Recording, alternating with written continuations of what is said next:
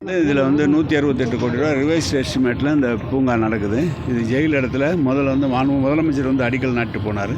வர டிசம்பருக்குள்ளே அதை முடிச்சு கொடுக்கணும், திறக்கணும் அப்படிங்கிறதுக்காக அதை பார்த்துட்டு போகணும், வேறு ஒன்றும் இல்லை. சார், டிசம்பருக்குள்ளே முடிக்கிற நிலைமையில் ஃபுல்லாக காங்கிரீட் கட்டமாக தான் இருக்குது. இன்னும் பூங்காக்கான ஏற்பாடுகள் எதுவுமே பண்ணாமல் இருக்கு. அப்போ எல்லாம் முடிக்க டிசம்பர்னா 4 மாதம் இருக்குது. பார்த்துடும் சார். அதேமாதிரி உள்ளாட்சி நகராட்சியில் வந்து நகராட்சியிலையும் வந்து காலி பணியிடங்கள் ஜாஸ்தியாக இருக்குது.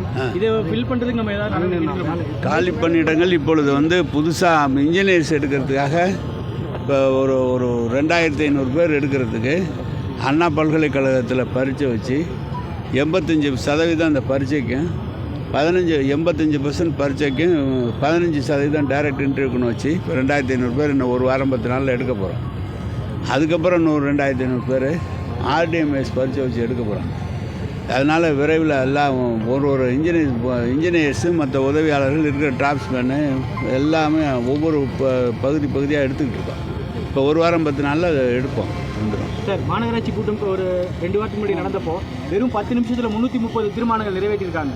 இந்த தீர்மானங்களை செயல்படுத்துவீங்களா இல்லை ஏதாவது ஸ்டாப் பண்ணுறதுக்கு ஏதாவது ஐடியா இருக்குது? தீர்மானம் நிறைவேற்றுறதே செயல்படுத்துறதுக்கு தானே சார், நிறுத்துறதுக்காக. 10 நிமிஷத்தில் 333 தீர்மானம் நிறைவேற்றி இல்லை, ஏற்கனவே எந்த அளவுக்கு இல்லை அதெல்லாம் நீங்கள் 10 நிமிஷத்தில் 5 நிமிஷத்துனாலும் தீர்மானத்தை ஆராய்ந்து மக்களுக்கு தேவையானதை முன்னுரிமை கொடுத்து அனைத்தையும் நிறைவேற்றும். அதிலெல்லாம் ஒன்றும் கட்டட வரைபட அனுமதிக்கு வந்து கட்டணங்கள் வந்து இன்க்ரீஸ் பண்ணியிருக்காங்க. அதை பற்றி கட்டணம் இல்லையே, நேரடியாக இப்போ சென்னையிலலாம் 2400 ஆன்லைன்லேயே கொடுக்க சொல்லிட்டாங்க.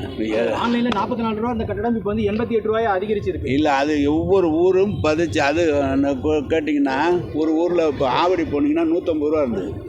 ஆவடி பக்கம்லாம் ஒரே சீராக ஒரு நகரம், எந்த வளர்ந்த நகரம் கிரவுண்ட் ரேட் என்ன இருக்குது, கிரவுண்டு ரேட்டை எடுத்து அந்த ரேட்டுக்கு தகுந்த மாதிரி ஃபிக்ஸ் பண்ணியிருக்காங்க.